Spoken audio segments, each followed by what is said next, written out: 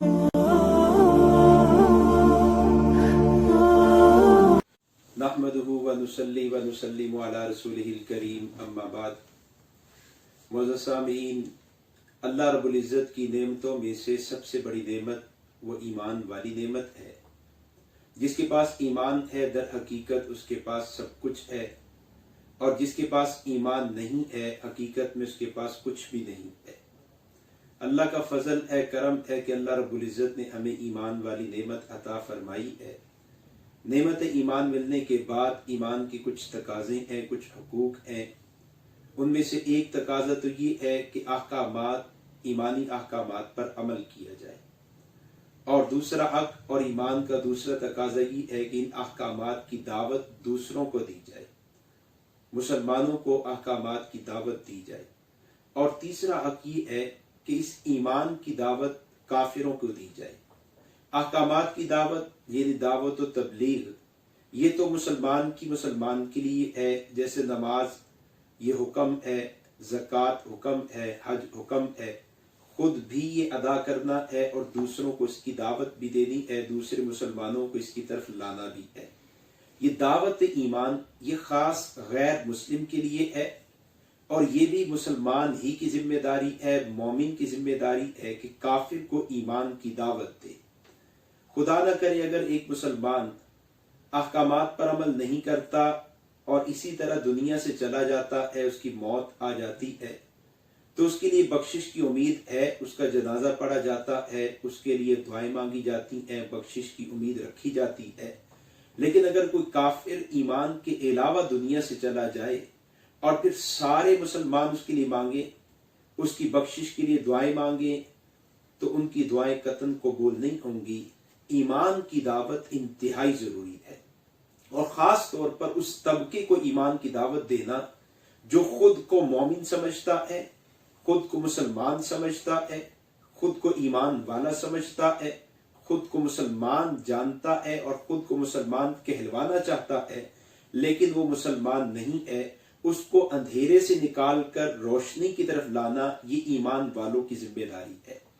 और ऐसे लोग, उनमें एक बहुत बड़ा गिरोह कादियानियों के साथ कादियानियत की सूरत में है। उनमें से एक बहुत बड़ा गिरोह कादियानियत की सूरत में हमारे मुल्क में, बैरून दुनिया में मौजूद है। इन कादियानियों को दावत ईमान देना, इन कादियानियों को इस्लाम सिखाना, समझाना, और इन कादियानियों को कादियानियत की हकीकत और कादियानियत का मकरू चेहरा दिखाना, ये मेरी आपकी जिम्मेदारी है। बहुत से लोग अल्हम्दुलिल्लाह दावत ईमान की मेहनत में मसरूफ हैं, और इस सिलसिले में बहुत सा लिटरेचर भी मौजूद है।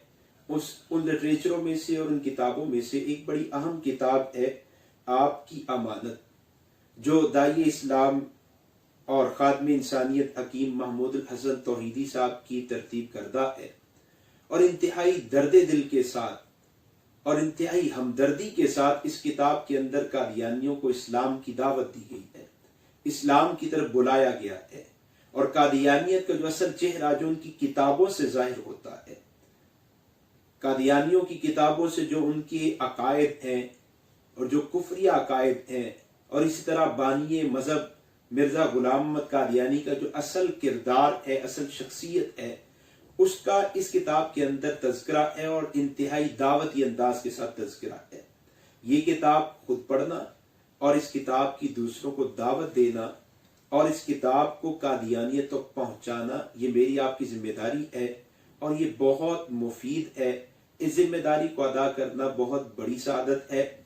आप इस किताब को हासिल कीजिए, इस किताब का मुताला कीजिए, और दावत इस्लाम के मिजाज को समझिए, दावत इस्लाम के उसलूब को समझिए। इस किताब से आपको कादियानियत का मिजाज भी समझ में आएगा कि इनको दावत कैसे देनी है। इस किताब से आपको ये बात भी समझ में आएगी कि वो कौन सी उलझने हैं जिनकी वजह से कादियानी आज कादियानी है और इस्लाम की तरफ नहीं आता। पढ़िए, इसको फैलाइए, कादियानी तक पहुंचाइए। अगर आपके जरिए से एक शख्स भी इस्लाम में आ गया तो ये आपके लिए दुनिया आखिरत की खैरों का, दुनिया आखिरत की भलाइयों का जरिया होगा।